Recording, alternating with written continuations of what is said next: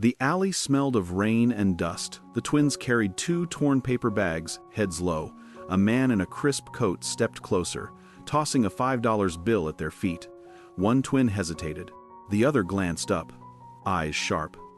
Behind a dumpster, someone watched silently. The billionaire didn't notice. And then the twins exchanged a subtle look. He wouldn't see what happened next for a long while. Before we continue, let me know what time it is where you're watching and where you're watching from.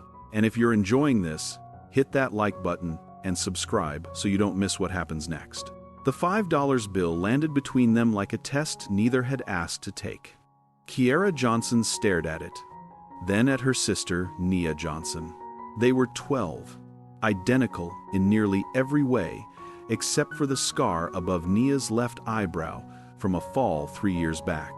Both wore jackets too thin for November in Chicago, their paper bags containing everything they owned after the shelter turned them away that morning. The man who'd thrown the money stood 7 feet away, hands in the pockets of a wool coat that probably cost more than their mother used to make in 6 months. Robert Miller. They didn't know his name yet, but they'd learn it soon enough. He had silver hair swept back like someone from a cologne commercial, and his shoes reflected the weak afternoon light filtering into the alley between Michigan Avenue's high-rises. Nia bent down first. Her fingers hovered over the bill, then pulled back. She looked at Kiara, and something passed between them that didn't need words. Years of being each other's only constant had built a language deeper than English. "You gonna take it or not?" Robert's voice carried the kind of impatience that came from never having to wait for anything. "What do you want?" Nia asked. Her voice was quiet but steady. Robert laughed, the sound sharp against the brick walls. "I don't want anything. It's charity. You look like you need it." Kiara picked up the bill, folded it once, and slipped it into her jacket pocket. "Thank you," she said, meeting his eyes for just a moment before looking away. "That's it?" Robert said. "No story about how you got here? No sick mother? No fire?" "We don't have a story," Nia said. Behind the dumpster, a figure shifted slightly. Neither the twins nor Robert noticed. The observer wore maintenance coveralls and had been taking a smoke break when Robert entered the alley. Now they stayed still, curious about how this scene would play out. Robert studied the twins with the expression of someone examining an interesting purchase. "Where are your parents?" "Dead," Kiara said flatly. It wasn't entirely true. Their mother was alive somewhere, probably in Detroit with her new boyfriend. But she'd made it clear 6 months ago that 2 daughters were an inconvenience she couldn't afford. Dead felt simpler. Foster care. Aged out, Nia lied. They were too young to age out, but people rarely questioned details when they wanted to feel superior. Robert nodded slowly, already losing interest. He'd gotten what he wanted, which was the satisfaction of being generous without having to think too hard about it. He started to turn away. "Sir," Kiara said. Her voice was different now, harder. "Can I ask you something?" He paused, eyebrow raised. "What? Why'd you throw it?" "The money. Why not just hand it to us?" The question landed in the space between them like something alive. Robert's jaw tightened slightly. Behind the dumpster, the observer's cigarette stopped halfway to their mouth. "Does it matter?" Robert said finally. "It does to us," Nia added. She'd moved half a step closer to her sister, their shoulders nearly touching. For 3 seconds, Robert said nothing. Then he smiled, but it didn't reach his eyes. "Because I wanted to see if you'd scramble for it. Most people do. And we disappointed you," Kiara said. "Actually, you surprised me. Most kids your age would have fought over it." "We're not most kids," Nia said. Robert's phone buzzed. He pulled it from his pocket, glanced at the screen, and his expression shifted into something resembling annoyance. "I have a meeting," he said, more to himself than to them. He looked back at the twins. "Good luck with whatever this is." He gestured vaguely at them, at the alley, at their situation. Then he walked away, his footsteps echoing off the concrete until they faded into the noise of the street. The figure behind the dumpster emerged slowly. Elijah Scott was 38, broad-shouldered, with hands that showed years of manual labor. He wore a badge that said, Building Maintenance Harper Tower. He dropped his cigarette and crushed it under his boot. "You two all right?" he asked. Kiara and Nia turned in unison, their expressions carefully neutral. "We're fine," Kiara said. "That man. You know who that was?" They shook their heads. "Robert Miller. Owns half the buildings on this street. Worth about $800 million, give or take." Elijah walked closer but stopped at a respectful distance. "And he gave you $5. Is that funny to you?" Nia asked. "It's something," Elijah said. "You hungry?" The twins exchanged another look. They'd learned early that kindness often came with conditions, but hunger had a way of overruling caution. "Yeah," Kiara admitted. "There's a diner 2 blocks down. Maria's. Tell her Elijah sent you, she'll make you something." "Why?" Nia asked. Elijah shrugged. "Because somebody did the same for me once, and because you shouldn't have to be in an alley at your age." He didn't wait for a response. He just headed back toward the service entrance of Harper Tower, leaving the twins alone with their bags and their $5, and a strange feeling that something had shifted, though neither could name what. They found Maria's diner tucked between a laundromat and a tax preparation office. The sign was faded, and the windows were fogged with steam. Inside, the air smelled like coffee and frying onions. Only 3 tables were occupied. An older woman with silver-streaked black hair looked up from behind the counter. "Help you?" she asked. Her accent placed her somewhere in South America originally. "Elijah Scott sent us," Kiara said. Maria's expression softened immediately. She came around the counter and gestured to a booth in the back. "Sit. You eat." She didn't ask questions. 20 minutes later, they had plates of eggs, toast, and hash browns in front of them. Neither twin spoke while they ate, too focused on the first real meal they'd had in 2 days. Maria refilled their water glasses and slid into the booth across from them. "Elijah, he helps people," she said. "But he can't help everyone." "Where are you staying tonight?" "We'll figure it out," Nia said. "You have family?" "No," Kiara said. It was easier than explaining.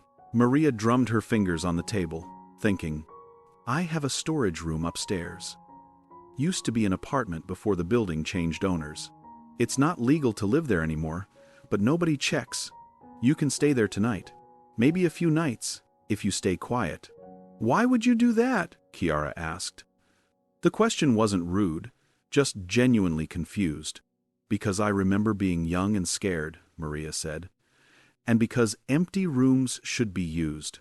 That night, they climbed the narrow stairs at the back of the diner to a room that smelled like cardboard and old cooking oil. There was a cot, a lamp, and a space heater that rattled when it ran. It was the first time in 6 weeks they'd slept indoors. Nia lay awake, staring at the water stain on the ceiling. "That man," she said quietly. "The one with the money. What about him? He thought we were nothing." "People always think that," Kiara said. "But we're not. I know. I want to prove it." Kiara turned her head to look at her sister. In the dim light from the street lamp outside, Nia's face looked older than 12. "Prove it how?" "I don't know yet. But someday." They fell asleep to the sound of cars passing below and the hum of the space heater, 2 girls who'd learned to survive by being underestimated. Robert Miller forgot about the twins before he reached his car. He had bigger concerns. His company, Miller Corp., was in the middle of a complicated acquisition that would either expand his empire significantly or expose him to lawsuits he didn't have time for. His lawyer, Jennifer Thompson, had sent 3 increasingly urgent emails about irregularities in the target company's financial disclosures. He sat in the back of his town car, his driver navigating traffic toward his office in the Loop. His phone rang. He answered without checking the caller ID. "Miller, it's Jennifer. We have a problem." "I gathered that from your emails. The SEC is asking questions. They want documents from the Henderson deal 2 years ago." Robert closed his eyes. The Henderson deal had been aggressive, possibly too aggressive. He'd known it at the time. "How bad?" Depends on what they find. If they connect it to the current acquisition, it could delay everything. Worst case, it derails the whole thing. Then make sure they don't connect it. Robert, I'm your lawyer, not a magician. Then be creative. That's what I pay you for. He ended the call before she could respond. Through the tinted window, Chicago slid past in blocks of steel and glass. He'd built his fortune by being smarter and more ruthless than everyone else. He wasn't about to let bureaucrats slow him down now. That evening, he attended a fundraiser at the Four Seasons. The kind of event where people with money gathered to feel good about writing checks they'd never miss. He wrote one for $50,000 to some literacy charity whose name he forgot as soon as the photographer moved on. He was drinking his second scotch when Thomas White approached. Thomas ran a venture capital firm and had been trying to get Robert to invest in some tech startup for months. Robert, good to see you. Thomas, listen, I know you're busy, but I really think you should reconsider the offer. This company is not interested. Thomas's smile didn't falter. At least look at the prospectus. I said no. Your loss? Thomas took a sip of his wine. I heard about the SEC thing, by the way. Robert's expression didn't change, but his grip on his glass tightened slightly. Where'd you hear that? People talk. Nothing stays secret in this business. It's nothing. I'm sure. But if you need help navigating it, I know people. I'm fine. Thomas shrugged. Suit yourself. But pride's expensive, Robert. More expensive than lawyers. He walked away before Robert could respond. Robert stood there, holding his scotch, suddenly aware of the conversations happening around him. How many people in this room knew about his SEC problem? How many were already calculating how to benefit from it? He left the fundraiser early and went home to his penthouse on Lakeshore Drive. The apartment was silent, except for the faint sound of traffic 23 floors below. He poured himself another drink and stood by the floor-to-ceiling windows, looking out at the city he'd conquered. His phone buzzed with an email from Jennifer. The subject line was simply, "Call me." He didn't call. He'd deal with it tomorrow. Tonight, he wanted to believe he was still invincible. The twins spent 3 days at Maria's before she told them they needed to leave. Not because she wanted them gone, but because her landlord was coming for an inspection and she couldn't risk him finding them. "I'm sorry," Maria said. She genuinely was. "But I can give you something." She pressed $200 into Kiara's hand. "Go to the YMCA on Ashland. Ask for Simone Walker. Tell her Maria sent you. She might be able to help." They took the bus. Sitting in the back with their paper bags between their feet, the YMCA was a squat brick building with bars on the ground floor windows. Inside, it smelled like chlorine and sweat. A woman at the front desk pointed them to an office down the hall. Simone Walker was 42, with short natural hair and reading glasses on a chain around her neck. Her office was barely bigger than a closet, filled with filing cabinets and stacks of paperwork. "Maria called," Simone said before they could introduce themselves. "Sit." They sat. "You're 12? "Yes," Kiara said. "Both of you?" "We're twins," Nia said. "Obviously." Simone leaned back in her chair studying them. "Maria says you're smart. Says you don't cause trouble. That true?" "We don't look for trouble," Kiara said carefully. "Good, because I can maybe get you into a group home. It's not perfect, but it's a roof and 3 meals. You'd have to go to school. You'd have to follow rules. Can you do that?" The twins looked at each other. Going into the system meant giving up some control, but it also meant survival. They nodded. "All right. Let me make some calls. Come back tomorrow, same time." They spent that night in a park, taking turns sleeping while the other kept watch. When they returned the next afternoon, Simone had news. "I got you a spot. Place called Riverside House. It's in Austin, West Side. The woman who runs it is strict but fair. You'll share a room with 2 other girls. You follow the rules. You can stay until you're 18. "What are the rules?" Nia asked. Simone handed them a photocopied sheet.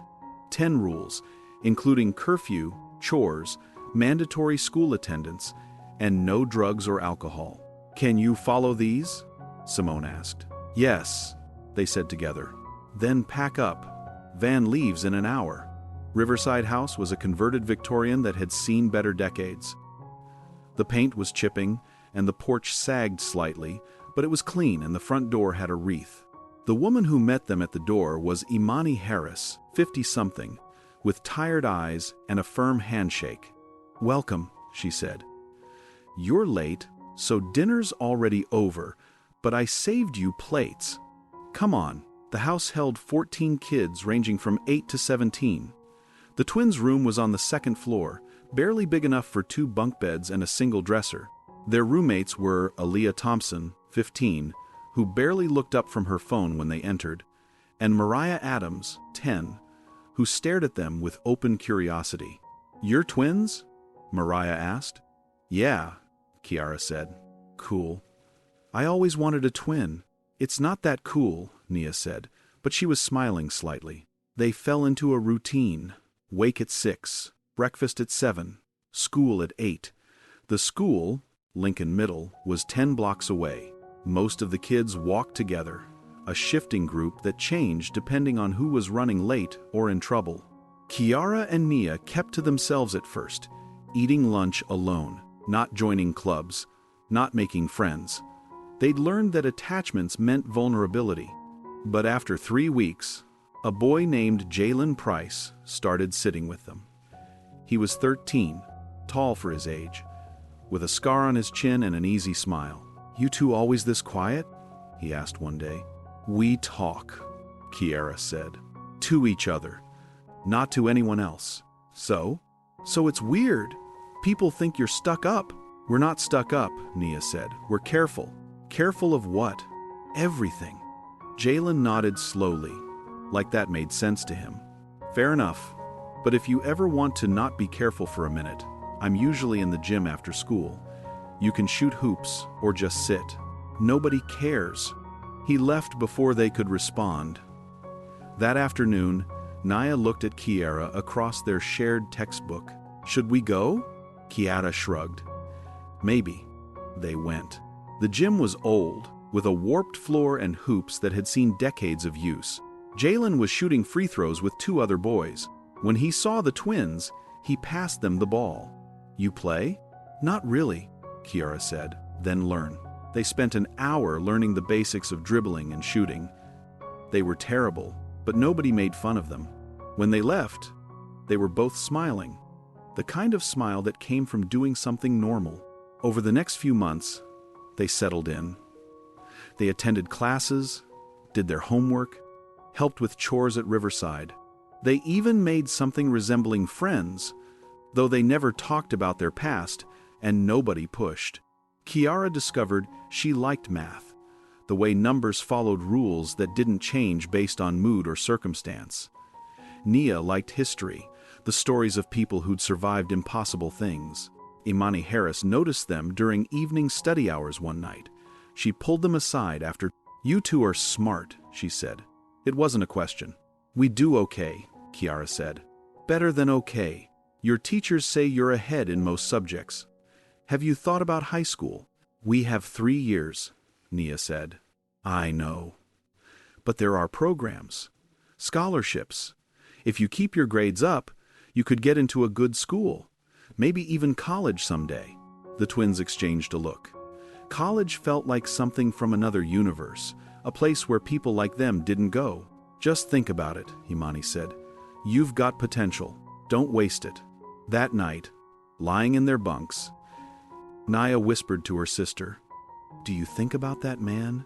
The one with the money? Sometimes, Kiara admitted. Me too. I wonder if he ever thinks about us. Probably not. Yeah, probably not. But Robert Miller did think about them. Though not often and never for long, the memory surfaced occasionally when he passed an alley or saw homeless kids on the street. He'd remember 2 girls who hadn't scrambled for money, who'd looked at him with something close to pity. It irritated him, that memory. He wasn't used to being pitied, especially by children with nothing. His SEC problems had grown more complicated. Jennifer Thompson had managed to delay the investigation, but she'd warned him that delay wasn't the same as resolution. The acquisition had stalled. His board was getting nervous. Investors were asking questions. He'd fired 3 executives in 6 months, looking for someone to blame besides himself. His reputation, once unshakable, had developed cracks. He started taking longer walks through the city, sometimes late at night when the streets were quieter. He told himself it was for exercise, but really, it was because his penthouse felt suffocating, filled with furniture he'd never chosen and art he'd bought because someone said he should. One night, he found himself back in that alley between the high-rises. He wasn't sure why. Maybe because it was the last place he remembered feeling uncomplicated, even if that feeling had been arrogance. He stood there for 10 minutes, hands in his pockets, looking at the spot where the twins had stood. What had they done with that $5? Where were they now? The questions felt stupid even as he thought them, so he left and didn't go back. 3 years passed like water through fingers, each day blending into the next, until suddenly Kiara and Nia were 15, their childhood behind them and their futures still uncertain. They were juniors at Lincoln High School now. Having skipped a grade due to their academic performance, Imani had pushed for it, arguing that they were wasting time in classes that didn't challenge them. The twins had both grown taller, Nia reaching 5'7", and Kiara half an inch behind. They were still identical, still finishing each other's sentences, still sharing a language nobody else spoke. But high school had forced them to develop separate identities in ways middle school hadn't. Kiara had become captain of the math team, spending her afternoons working through calculus problems that most students wouldn't see until college. She'd discovered she had a gift for seeing patterns in numbers, for understanding how systems worked. Her teachers talked about MIT and Stanford, places that seemed as distant as Mars. Nia had joined the debate club, where she learned to argue both sides of any position with equal conviction. She liked the intellectual combat, the way words could be weapons or shields depending on how you wielded them. Her debate coach, a white man named William Harris who had no relation to Imani, kept pushing her to compete in state tournaments. "You could win," he'd say after practice. "You've got the intelligence and the discipline. You just need to believe it." But belief required a kind of confidence the twins had never been able to fully claim. They were good at survival, at adaptation, at making themselves useful. Confidence felt like a luxury they couldn't afford. They still lived at Riverside, though several of their original roommates had moved on. Aaliyah Thompson had aged out at 18 and left for community college with a partial scholarship and big dreams.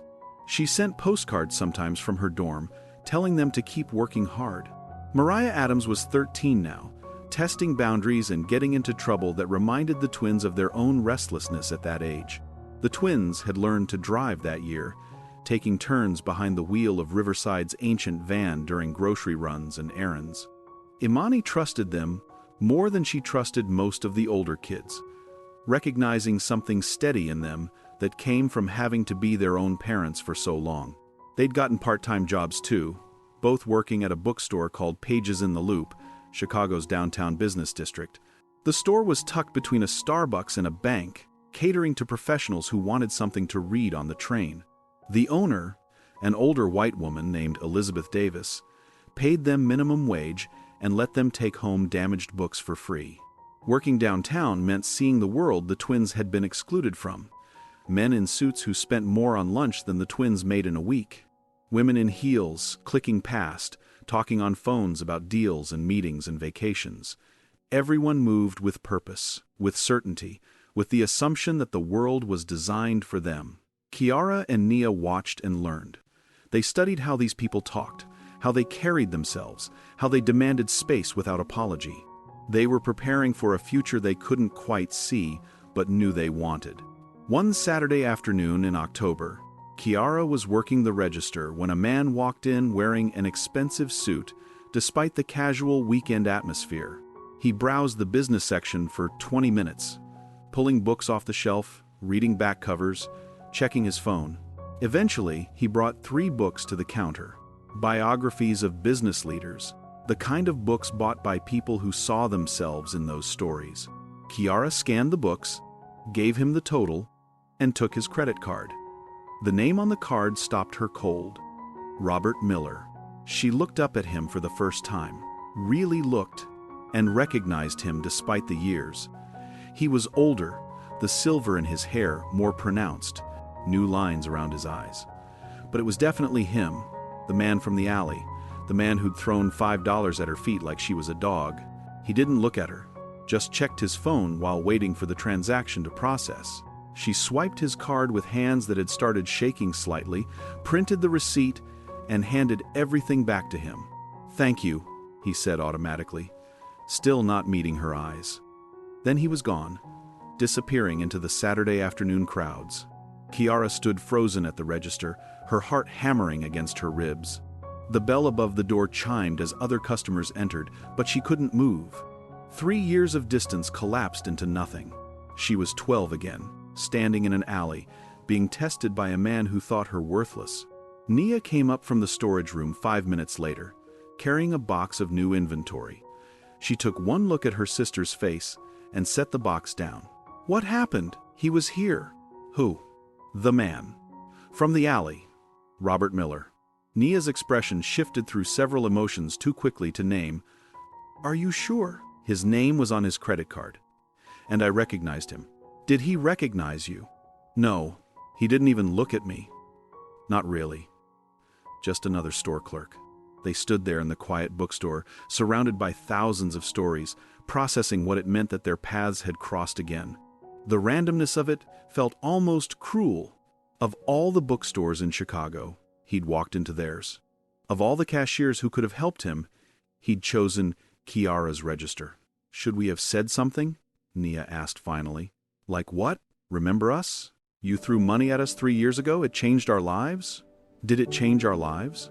Kiara thought about the chain of events that had started in that alley. Maria giving them shelter because Elijah had sent them. Simone placing them at Riverside because Maria had vouched for them. Imani pushing them toward education because she saw potential. All of it traced back to that moment, to Robert Miller's casual cruelty, leading them into the paths of people who actually cared. Yeah, Kiara said slowly. I think it did. Just not the way he would have imagined. That's weird. Everything's weird. Elizabeth Davis came out of her office then, asking them to help organize a new display, and they fell back into the rhythm of work. But Kiara couldn't stop thinking about Robert Miller browsing books like a normal person, buying stories about other people's success while his own was apparently still intact. That night, lying in their bunks at Riverside while Mariah and their new roommate Serenity Coleman slept, Nia whispered to her sister across the dark room, I want to know what happened to him. Why does it matter? Because I want to know if people like that ever face consequences, or if they just keep winning forever. We could look him up online. Yeah, tomorrow. But they didn't need to wait until tomorrow. Nia pulled out her phone, the light from the screen harsh in the darkness. She typed Robert Miller Chicago into Google and started reading. What she found surprised them both. Robert Miller wasn't the untouchable billionaire anymore.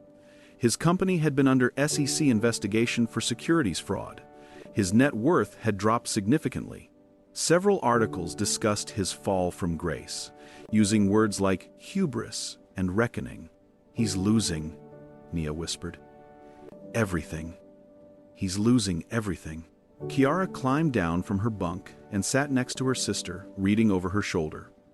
Article after article detailed Robert Miller's unraveling, the fraud charges, the fines, the forced sale of his company, the board removing him from leadership positions, his reputation destroyed in the same business circles that had once celebrated him.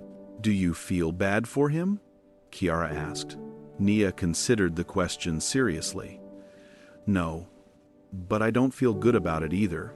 It just feels like the universe correcting itself. You think we should tell him that we saw him? Why would we do that? I don't know. Maybe he needs to know that we made it, that we survived. He doesn't deserve to know, Nia said. He threw money at us because it made him feel powerful. he doesn't get to know what happened next. They sat there in the darkness, reading about a man who'd once seemed invincible, learning that power was temporary and cruelty had a price. Neither of them felt triumphant. It was more like watching a storm pass, something inevitable and impersonal. "I want to build something," Nia said suddenly. "Something that helps kids like us. Something that proves we weren't just lucky. We weren't just lucky. We worked for everything we have." "I know, but people don't see it that way. They see foster kids and think broken or troubled or charity cases. I want to show them that we're more than that." "Okay," Kiara said. "How?" "I don't know yet, but someday."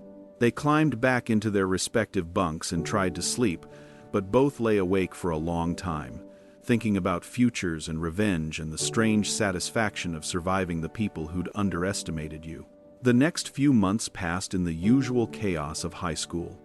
Exams and essays, and the constant pressure to perform. The twins maintained perfect grades because anything less felt like giving someone ammunition to use against them. They applied to colleges that winter, filling out forms that asked them to reduce their lives to bullet points and SAT scores. The applications were brutal, requiring essays about adversity and resilience that felt exploitative. They were supposed to write about being foster kids, about being homeless, about surviving their mother's abandonment. Turn trauma into inspiration porn for admissions committees. "I hate this," Nia said one night, staring at her laptop screen. The essay prompt asked her to describe a challenge you've overcome and how it shaped your character. "So make it what they want to hear," Kiara said from her own laptop. "It feels like lying." "It's not lying. It's just not the whole truth. We did overcome challenges. We are resilient. We just leave out the parts where we were terrified and angry and wanted to give up." Is that honest? It's strategic. And strategy is how people like us win. Nia started typing, transforming their story into something digestible and inspiring. She wrote about the alley, but not about the rage. She wrote about Riverside, but not about the nights she'd cried herself to sleep. She wrote about determination, but not about the crushing weight of knowing that one mistake could cost them everything. When she finished, she felt dirty. But she also felt like she'd learned an important lesson about how the world worked. The truth was complicated and ugly. The story people wanted was simple and uplifting. Success meant knowing which version to tell. They both got accepted to the University of Illinois at Urbana-Champaign that spring. Not their first choice, but they got partial scholarships that made it possible. They'd be the first kids from Riverside to go to a 4-year university together. Imani cried when they told her, actual tears streaming down her face while she pulled them into a hug that lasted too long. "I'm so proud of you both," she said. "You're going to change the world." The twins didn't think they'd change the world. They just wanted to survive it with dignity intact. That summer before college, they worked full-time at Page's, saving every dollar they could for expenses their scholarships wouldn't cover. The bookstore became a second home, and Elizabeth Davis became something like a mentor, teaching them about business and inventory management and customer service. "You two are going places," Elizabeth said one afternoon while they were unpacking boxes.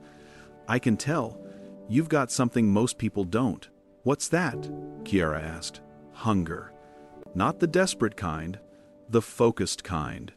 You want something, and you're willing to work for it. Doesn't everyone want something? Everyone wants. Not everyone works. There's a difference."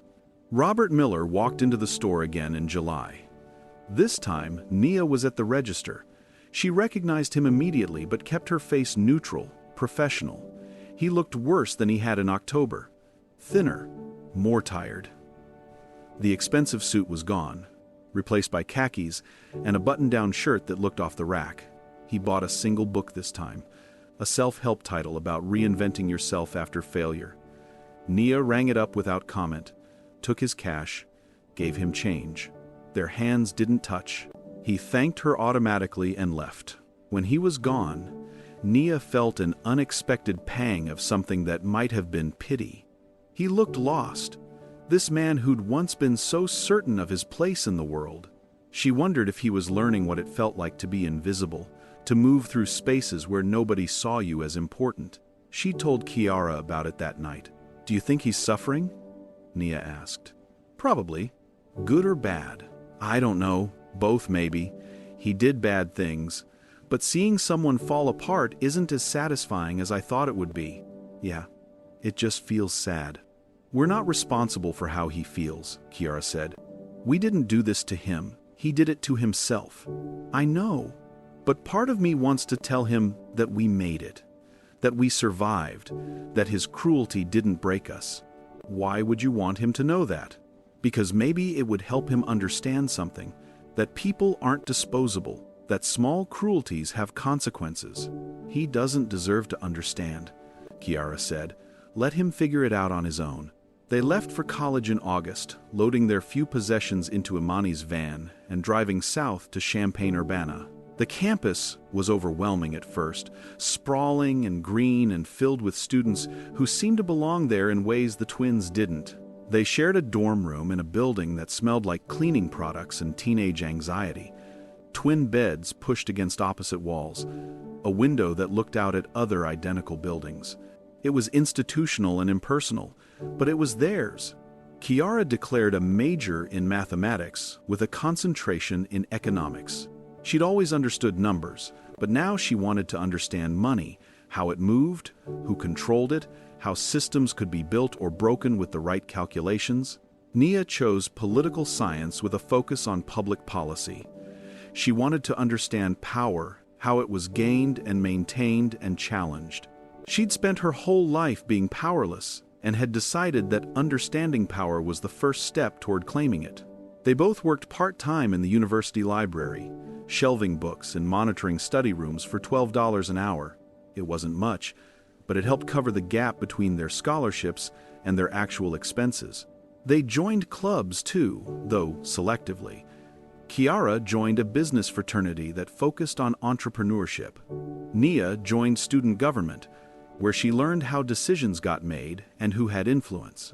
They were building networks, learning the invisible rules of professional success. The academics were harder than high school, but not overwhelming. The twins had learned to study efficiently, to manage time, to prioritize ruthlessly.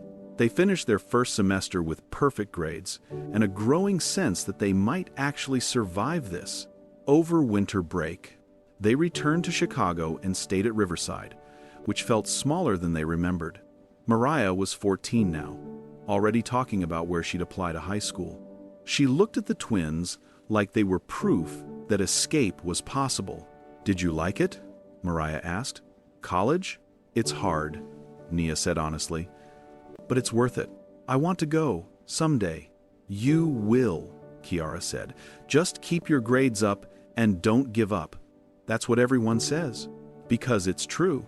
They volunteered at Maria's diner on Christmas Eve, serving food to people who had nowhere else to go. Maria was older now, moving slower, but still fierce in her commitment to feeding anyone who walked through her door. She hugged the twins when she saw them, holding on longer than necessary. My college girls, she said. Look at you. So grown up. We couldn't have done it without you, Nia said. You did it. I just gave you a place to sleep for a few nights. The rest was you. But it wasn't just them, and they knew it.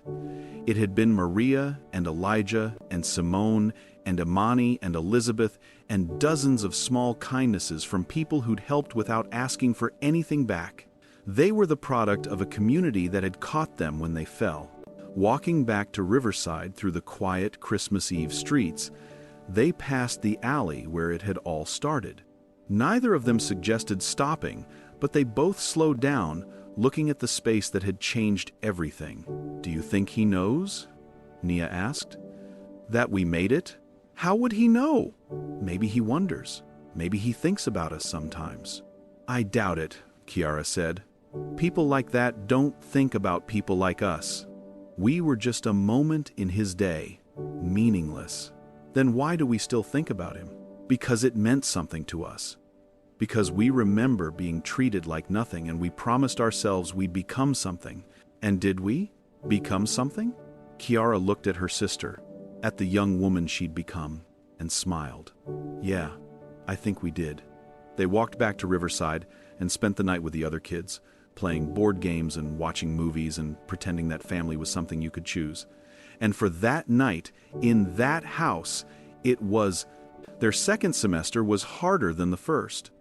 The classes were more advanced, the workload heavier, the competition fiercer. But the twins had learned long ago that life wasn't fair and complaining didn't change anything. So they worked harder, slept less, and refused to fall behind. Nia met a professor that semester who changed her trajectory. Marcus Turner taught a class called Urban Policy and Inequality, and he had a way of connecting theory to reality that made everything make sense. He'd grown up poor in South Chicago, put himself through college and law school, and now taught at the university while maintaining a private practice in civil rights law. After class one day, Nia approached him with questions about an assignment.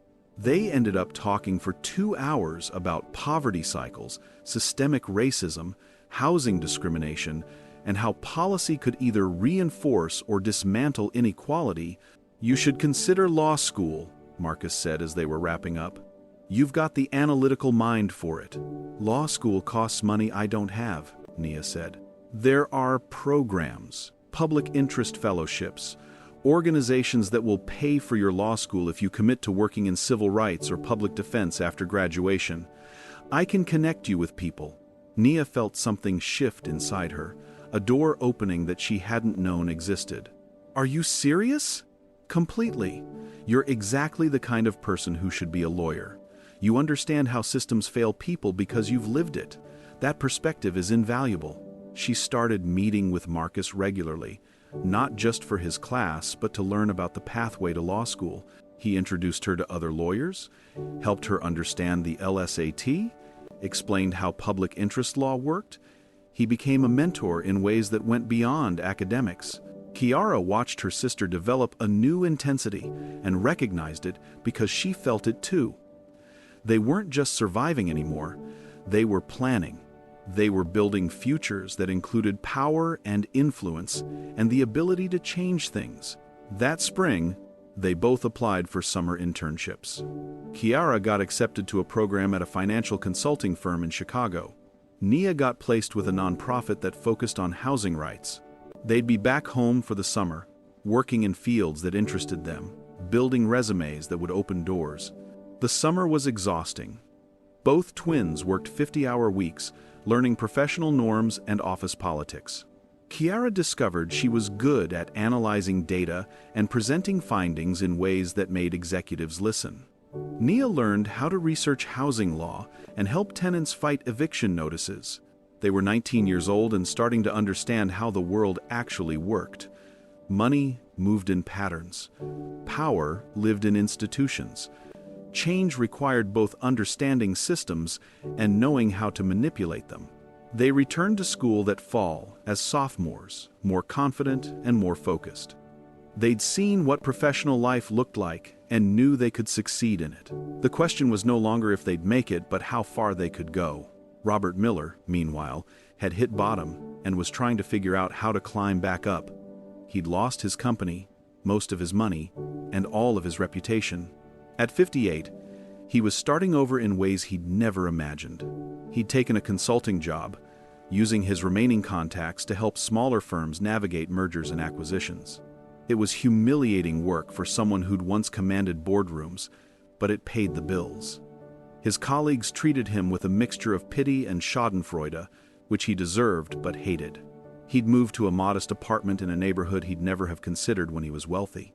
His neighbors were teachers and nurses and city workers, people who actually contributed to society instead of just extracting wealth from it. He learned their names. He helped carry groceries. He became part of a community for the first time in decades. It was during one of his walks through downtown that he passed a building with a plaque that caught his attention. Riverside Foundation Supporting Youth in Transition. Something about the name tugged at his memory. Riverside.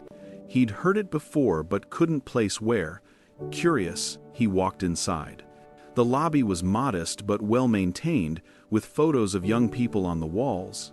Success stories, probably. A receptionist looked up from her desk. "Can I help you?" "What is this place?" Robert asked. "We're a nonprofit. we support young people transitioning out of foster care. Housing assistance, job training, educational support, mentoring. Who runs it? Two women, Kiara Johnson and Nia Johnson. They founded it about 2 years ago. The names meant nothing to him. He thanked the receptionist and left, but something about the encounter stayed with him. Two young women who'd built something to help others. It reminded him of a version of himself he'd once been, before wealth had calcified into arrogance. That evening, he looked up the Riverside Foundation online. The website was professional, with clear mission statements and impact reports. The founders' photos showed two young black women, identical twins in their early 20s. Their bios said they'd both aged out of foster care and had built the foundation to provide support they wished they'd had. He studied their faces for a long time, feeling like he should recognize them but not knowing why. Something about their eyes, maybe. A familiar sharpness, but the memory wouldn't come. He kept scrolling and found an interview with Nia Johnson from a local magazine. Near the end, the interviewer asked about her inspiration. "There was a moment when I was 12, Nia had said. A man gave my sister and me money, but the way he did it made it clear he thought we were nothing, less than nothing. That moment led us to people who actually saw us as human beings worth helping. It taught me that cruelty and kindness both create chains of consequences. I wanted to build a foundation on kindness instead of cruelty." Robert read the quote 3 times. Then he closed his laptop and sat in his quiet apartment, his hands shaking slightly. 12 years old. Twins. Money in a way that dehumanized them. The memory crashed over him like a wave. The alley. The paper bags. 2 girls who hadn't scrambled for the $5 he'd thrown at their feet. 2 girls who'd looked at him with something he'd interpreted as defiance but now recognized as dignity. He'd forgotten them almost immediately. They'd remembered him for years. They'd built an organization that helped hundreds of young people, and he'd been the villain in their origin story. The realization sat in his chest like a stone. He wanted to be angry, to find some way to diminish what they'd accomplished, but he couldn't. They'd taken nothing from him except a moment of his time and his cruelty. They'd survived despite him, not because of him. He thought about going to the foundation, introducing himself, maybe apologizing. But what would he say? "Sorry I treated you like you were nothing? Sorry I forgot you existed while you were building something meaningful?" It would be selfish, he realized. It would be asking them to absolve him, to make him feel better about his own cruelty. They didn't owe him that. They didn't owe him anything. So he didn't go. He just sat in his apartment, looking at their photos, thinking about all the ways a life could diverge from a single moment. He'd thrown $5 at 2 homeless girls because it made him feel powerful. They'd taken that moment and transformed it into motivation to build something that helped hundreds of people. He'd lost an empire.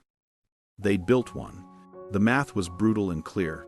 3 weeks later, Robert sat down and wrote a check for $100,000. It was a significant portion of what he had left. Money he could have used to rebuild his own life. But he'd spent decades building wealth for himself, and it had brought him nothing but emptiness. He sent the check through his lawyer with instructions that it be completely anonymous. No note, no explanation.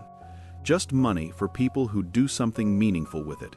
When the envelope arrived at the Riverside Foundation, Kiara opened it in their small office. She showed it to Nia without saying anything. "Who do you think sent this?" Kiara asked. Nia studied the check.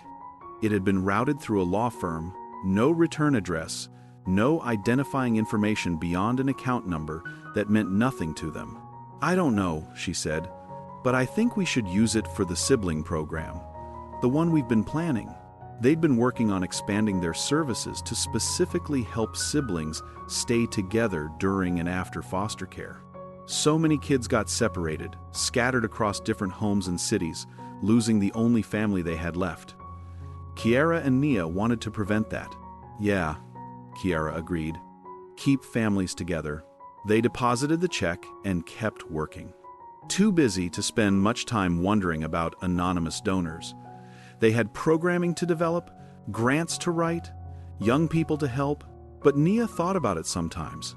Late at night, when the office was quiet and she was finishing paperwork. She thought about who might send that much money without wanting recognition. She thought about guilt and redemption, and whether money could buy back moments of cruelty. She thought about Robert Miller, whose name she'd learned in that alley all those years ago and never forgotten. She didn't know if he was the donor. It seemed unlikely. But if he was, if he'd somehow learned about their foundation and sent money as some kind of apology, what did that mean? Did it change what he'd done? Did it erase the casual cruelty of throwing money at two homeless children? Did intent matter less than impact? She didn't have answers. She just had the work, which was the only thing that had ever made sense to her. The foundation grew steadily over the next 3 years. Kiara had finished her MBA at Northwestern while working full-time, using her business skills to manage the foundation's operations and fundraising. Nia had completed law school and passed the bar, spending her days fighting evictions and her evenings running programs at Riverside. They'd helped 300 young people by the time they turned 28. 300 kids who might have ended up on streets or in bad situations now had housing and support and pathways to stability. They'd partnered with local businesses to create job training programs. They'd worked with landlords to secure affordable housing. They'd brought in therapists who understood trauma. They'd built something sustainable and meaningful. Maria Rodriguez was still involved, serving on their board of directors despite being well into her 70s. Elijah Scott volunteered weekly, using his maintenance skills to keep their buildings in good repair. Simone Walker had retired from the YMCA but consulted for Riverside on placement strategies. The people who'd helped the twins were now helping hundreds of others through the foundation. The chain of kindness kept extending, reaching further than any of them could have imagined. On the foundation's 5th anniversary, they held a gala fundraiser at a downtown hotel. It was Kiara's idea, a way to bring together donors and supporters and celebrate what they'd built. 300 people bought tickets, including politicians and business leaders and community organizers. The twins had learned how to navigate these spaces, how to talk to wealthy people and ask for money without feeling like they were begging. They'd learned that fundraising was a skill like any other, requiring strategy and persistence, and the ability to tell stories that made people care. Maria sat at the head table, wearing a dress her daughter had bought her for the occasion. Elijah was there in a suit that looked uncomfortable but appropriate. Simone had brought her wife, both of them beaming with pride, and in the back of the room, unnoticed by almost everyone, Robert Miller sat alone. He'd bought a ticket under a fake name, using a friend's credit card to avoid recognition. He'd come because he needed to see what they'd built, needed to understand what his $5 in an alley had inadvertently started. He watched the twins give speeches, thank their supporters, outline their plans for expansion. They spoke with confidence and authority, commanding the room in ways he'd once commanded boardrooms. They'd learned the language of power and were using it to help people instead of exploit them. Nia told a story about being 12 and homeless and how a series of small kindnesses had saved her life. She mentioned Maria and Simone and Imani, giving specific examples of how each person had helped. She didn't mention Robert or the $5. He was a footnote in their story, barely worth remembering. This foundation exists because people saw us when we were invisible, Nia said. Because they gave us chances we didn't deserve based on potential they saw when we couldn't see it ourselves. Now we're here to make sure no young person has to be invisible again. The room erupted in applause. Robert found himself clapping too, his hands moving automatically while his throat tightened with emotions he couldn't name. He'd spent his whole life accumulating wealth and power, thinking that's what mattered. He'd treated people as tools or obstacles, never as humans with their own worth and dignity. He'd built an empire that collapsed because it was founded on nothing but greed. These two women had started with nothing and built something that would outlast them both. They'd taken cruelty and transformed it into compassion. They'd survived his contempt and used it as fuel to help hundreds of others survive. When the event ended, he slipped out before anyone could talk to him. He walked back to his apartment through the cold Chicago night, hands in his pockets, thinking about trajectories and consequences and the difference between power and influence. He'd had power once. He'd lost it because power without purpose was fragile. The twins had built influence. Real influence that would compound over generations as the people they helped went on to help others. He didn't know if that was justice or irony or just the way things worked. But he knew that if he could go back to that alley, he'd do everything differently. He'd have looked at those two girls and seen what they'd become. He'd have recognized that poverty wasn't a character flaw but a circumstance. He'd have understood that human dignity wasn't something that could be bought or sold or thrown on the ground like garbage, but he couldn't go back. All he could do was keep moving forward, trying to become someone who deserved to occupy the same city as two women who'd turned his worst impulses into their greatest strength. The twins never knew he'd been at the gala. They were too busy celebrating with the people who mattered, too focused on the work ahead.